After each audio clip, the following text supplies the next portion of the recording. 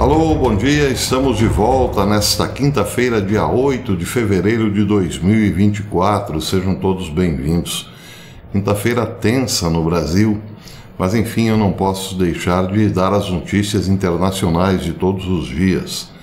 E a notícia hoje é que a China, a economia chinesa, pode estar afundando, Foi o tempo em que se dizia, vamos para a China ganhar dinheiro, ou negócio da China. Parece sim que as coisas estão mudando e muito rápido no país de Xi Jinping, que só crescia. Este canal Epic Economist, canal do YouTube, fez um balanço ontem do estado econômico chinês por conta das quedas nos principais índices de bolsa na China. O site diz, ou melhor, o canal diz que a atmosfera na China está tensa, enquanto comerciantes observam nervosamente a queda da bolsa. O índice CSI 300, o principal da China, caiu 3,4% nessa semana. As notícias sobre as ações chinesas tomaram um rumo sombrio. A liquidação das ações chinesas continua mergulhando no caos, ou mergulhando o mercado no caos. O índice CSI 300 atingiu um mínimo doloroso em 5 anos, apagando a esperança de ganhos na China, ou ganhos da China. As ações do continente despencaram 0,9%, destruindo o otimismo gerado pelas recentes promessas de medidas de apoio mais fortes por parte das autoridades. Então vem a pergunta, mas o que está causando essa crise no mercado de ações?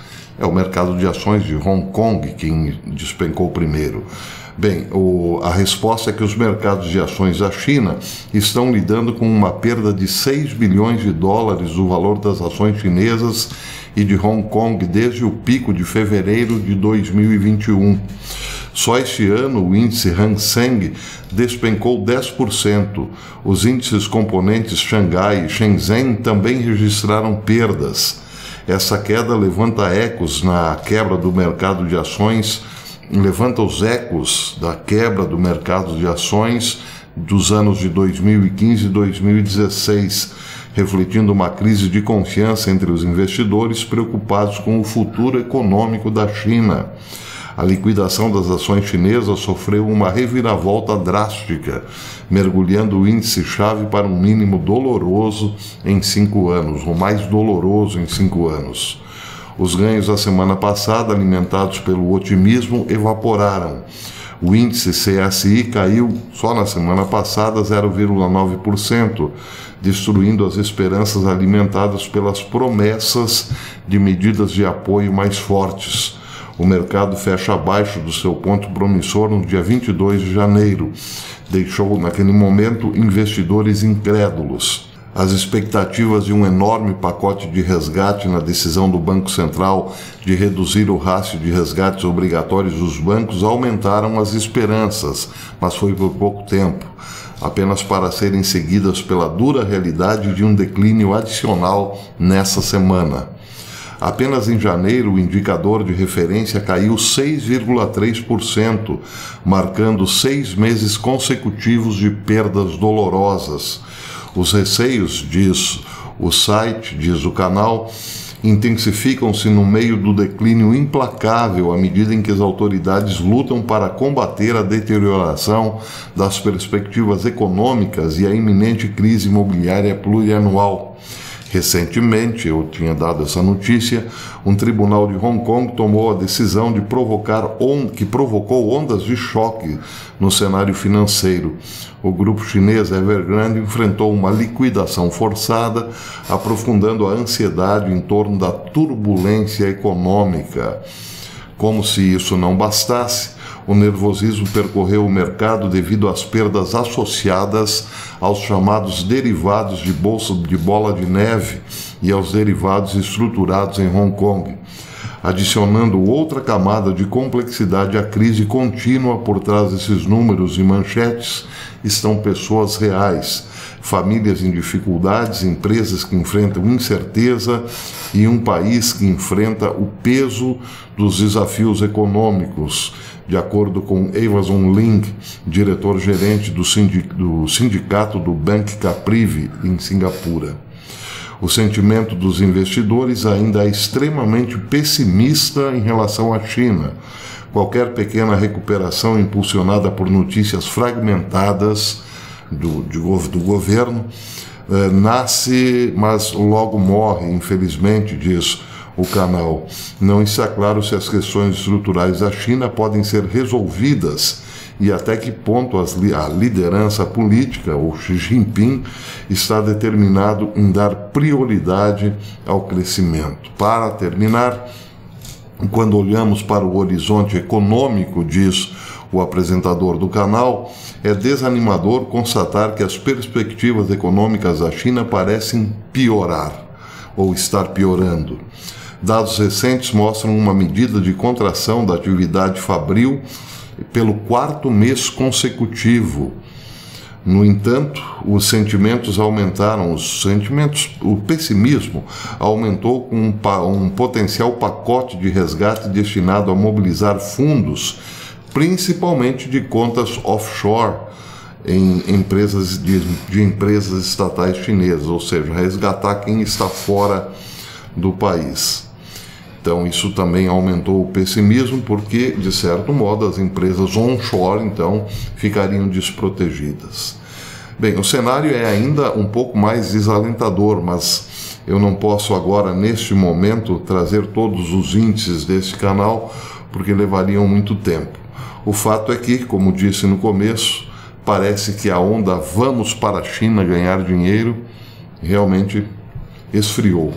Ou pode ser coisa do passado.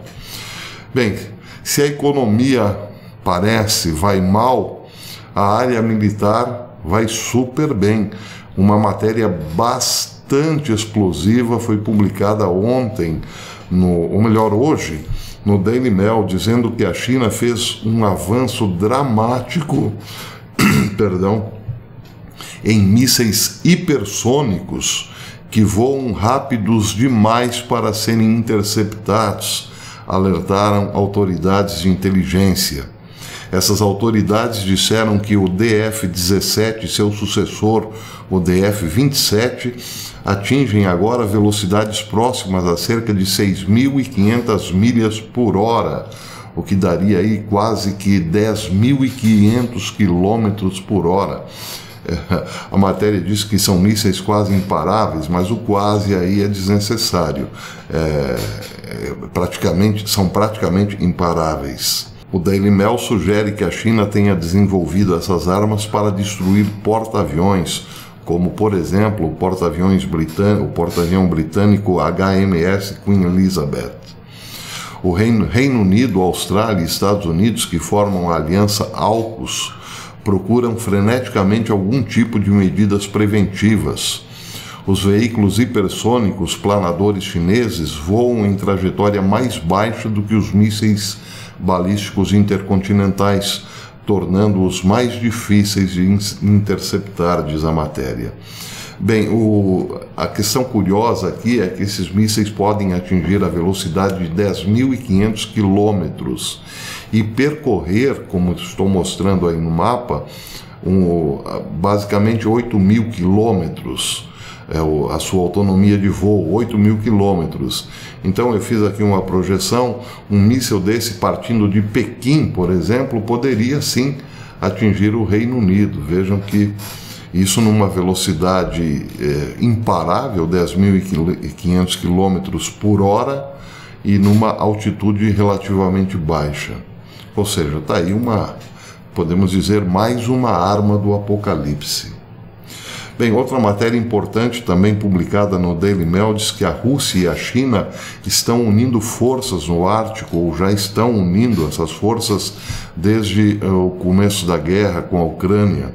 Isso como parte de um pacto sem limites que impulsiona os laços petrolíferos de GNL, enquanto os Estados Unidos têm apenas um quebra-gelo funcional, alerta o relatório de inteligência.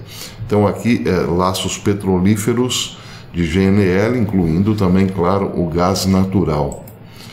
Ou seja, a Rússia e China definitivamente no setor, na cooperação em busca de energia, estão em outro planeta se comparados aos Estados Unidos, que com Biden fez um regresso, na verdade em busca de um sonho chamado energia verde.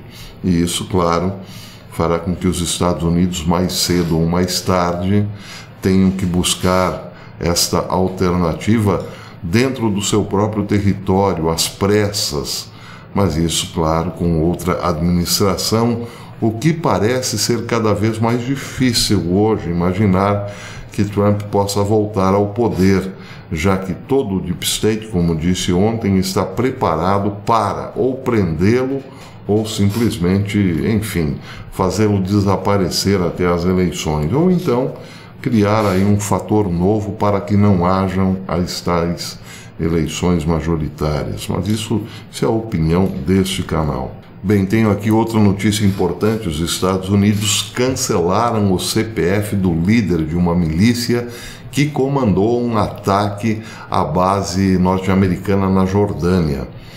A informação diz que isso aconteceu às 21h30, horário de Bagdá, quando um míssil americano destruiu um carro na capital iraquiana, matando pelo menos um comandante da milícia Kataib Hezbollah, apoiada pelo Irã, responsabilizada pelo ataque a uma base americana na Jordânia no mês passado. Testemunhas relataram ter ouvido várias explosões, fortes explosões reverberando pela cidade. 2 funcionários de milícias apoiados pelo Irã no Iraque disseram que um dos mortos foi Wissam Mohamed Abu Bakr al-Saadi, comandante encarregado das operações do Kataib Hezbollah na Síria. Então, foi pelo menos aí uma resposta forte, pelo menos uma resposta forte ao ataque à base na Jordânia. Bem, então, supõe-se aqui que Biden tenha, assim, optado por cancelar CPFs de autoridades importantes, iranianas não, por enquanto das milícias iranianas. Bem, uma novidade também vinda da Rússia. Vladimir Putin assinou em agosto uma lei para restabelecer o treinamento de sobrevivência a uma guerra nuclear nas escolas, para alunos escolares, chamada de uma reminiscência de um curso de treinamento militar básico da era soviética, que era ministrado nas escolas, porém foi abolido em 1993. Então, Putin, em agosto do ano passado, restabeleceu esse treinamento. Diz a matéria aqui, o All News Pipeline, diz que os alunos aprenderão sobre as prioridades num combate e quais as propriedades de um ataque nuclear e os efeitos prejudiciais das armas de destruição em massa, bem como os métodos de proteção contra elas. Esse treinamento fará parte de uma disciplina que está sendo lançada nas escolas secundárias da Rússia, chamada Fundamentos de Segurança e Defesa da Pátria, informou o jornal Kommersant na terça-feira, citando um documento do Ministério da Educação. Além do mais, outros elementos do assunto incluem também treinamento militar básico para jovens alunos e como usar rifles de assalto Kalashnikov e granadas de mão, e também como administrar os primeiros socorros em combate e aulas de autodefesa. Tudo isso para alunos escolares. Interessante aqui, como usar rifle de assalto Kalashnikov e granadas de mão. Esse tipo de treinamento, claro, prevê, por exemplo, uma invasão do país. Aí então todos seriam responsáveis pela defesa do país, inclusive as crianças. Então, evidentemente que isso também repercutirá no Ocidente como um escândalo. Vejam, Vladimir Putin está ensinando as crianças a dispararem um Kalashnikov e jogarem granadas. Só que, por outro lado, nos Estados Unidos, as crianças não têm treinamento nenhum isso desde o fim da Guerra Fria, de como se proteger num ataque ou durante um ataque nuclear. Outro detalhe, outra diferença, os Estados Unidos têm super bunkers para encarar uma guerra nuclear, mas não para civis mais, isso é coisa do passado. Por outro lado, a Rússia também tem muitos bunkers, informa o All News Pipeline, mas para civis. Então, diferenças. E por falar em diferenças, tem gente também dizendo que enquanto as crianças russas aprendem a se defender de uma guerra nuclear, as crianças americanas aprendem a trocar de gênero, por exemplo. Bem, como disse, quinta-feira quente, vou ficando por aqui para acompanhar os noticiários nacionais, mas não podia deixar de trazer aí essas informações de geopolítica. Hoje não volto à tarde, voltarei amanhã, lá por 15 para meio-dia, provavelmente. Espero vocês até lá.